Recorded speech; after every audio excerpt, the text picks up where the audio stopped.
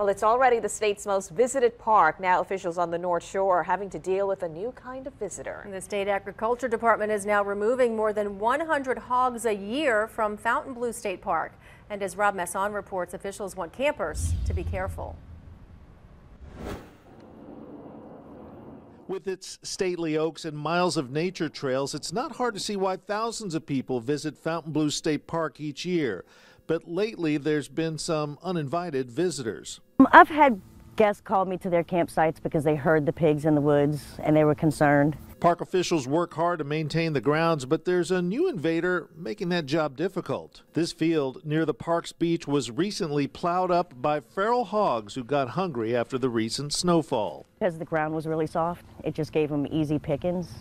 It's like mowing the grass in a hill. It's very uneven and certainly it makes the ground ugly. Park hosts often have to run them off with their golf carts, especially near the campsites. They hate that horn, so I kind of run them with that. We were out here camping just 3 weeks ago and heard a rustling in the woods just feet away from a friend's RV. Another friend went and took a look in the woods and said it was the biggest hog he'd ever seen. Yeah, we actually have one that you could be sitting at your table eating.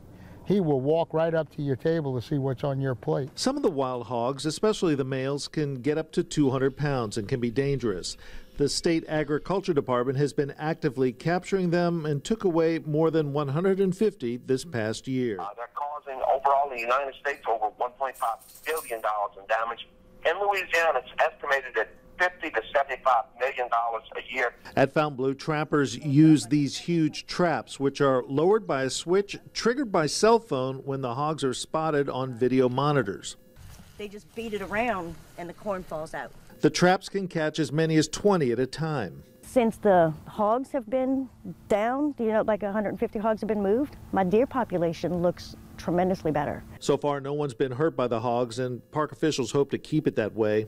And we want them always to remember that they are feral hogs, they are not domesticated. So feeding them is something that, and harassing them. They say with the help of trappers, camping at Fontainebleau should remain safe from the feral hog invaders. From the North Shore, Rob Masson, Fox 8 News. The federal government is now testing a poison to deal with the feral hog population. The sodium nitrite looks like it can do the job, but the challenge is to get it to the feeders that won't be compromised by other animals and get into the food chain.